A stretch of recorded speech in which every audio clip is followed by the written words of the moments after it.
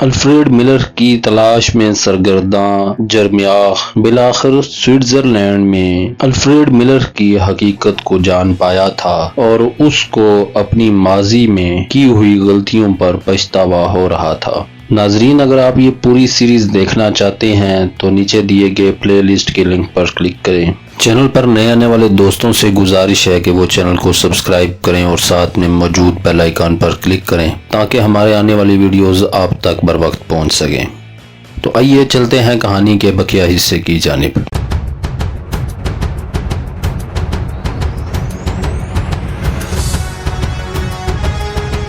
Paris میں لاطین quarter کے علاقے میں 18ویں صدی کی بنی ہوئی ایک عمارت کی 5ویں منزل پر واقع میرین کے فلیٹ کے سامنے ایک بھاری برگم آدمی کھڑا دستک دے رہا تھا۔ وہ ہنگس تھا۔ میرین دستک کی مسلسل آواز سن کر ہڑبڑا کر بستر سے اٹھی اور سلیپنگ گون کی ڈور باندھتے ہوئے اس نے آگے بڑھ کر دروازہ کھول دیا۔ اس کی آنکھوں میں نیند کا خمار تھا۔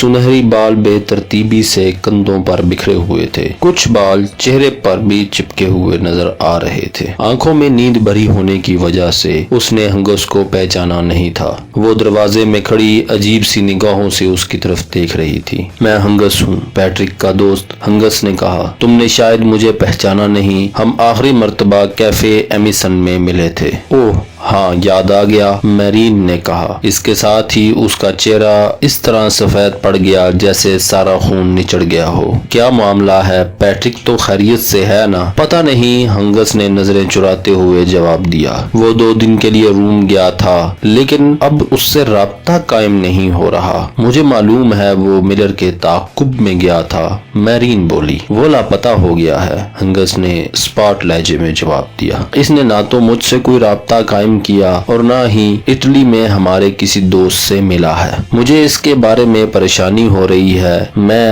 تم سے پوچھنے آیا تھا کہ نہیں، میرین نے اس کی بات کاٹ دی۔ یہاں سے جانے کے بعد اس نے مجھے بھی فون نہیں کیا۔ تمہارے خیال میں اسے کوئی حادثہ تو پیش نہیں آ گیا؟ دیکھو، مجھ سے کوئی بات چھپانے کی کوشش مت کرنا۔ مجھے واقعی کچھ پتا نہیں ہے، لیکن وہ چند لمحوں کو خاموش ہوا، پھر بولا، لیکن اگر ملر کو واقعی یہ پتا چل گیا تھا کہ پیٹرک اس کی نگرانی کر رہا ہے تو تمہیں بھی خطرہ لاحق ہو سکتا ہے۔ میں کیوں؟ میرا مطلب ہے ملر جانتا ہے کہ پیٹرک نے تم سے کبھی کوئی بات نہیں چھپائی۔ اگر ملر کو یہ معلوم ہو گیا کہ پیٹرک اس کا تعاقب کر رہا تھا تو وہ تمہیں بھی تلاش کرے گا۔ میرے خیال میں تمہیں فوراً یہ جگہ چھوڑ دینی چاہیے، ہنگس نے کہا۔ اوہ مائی گاڈ، میرین نے دونوں ہاتھوں سے چہرہ چھپا لیا۔ تم ضرور کوئی بات مجھ سے چھپا رہے ہو، ہنگس۔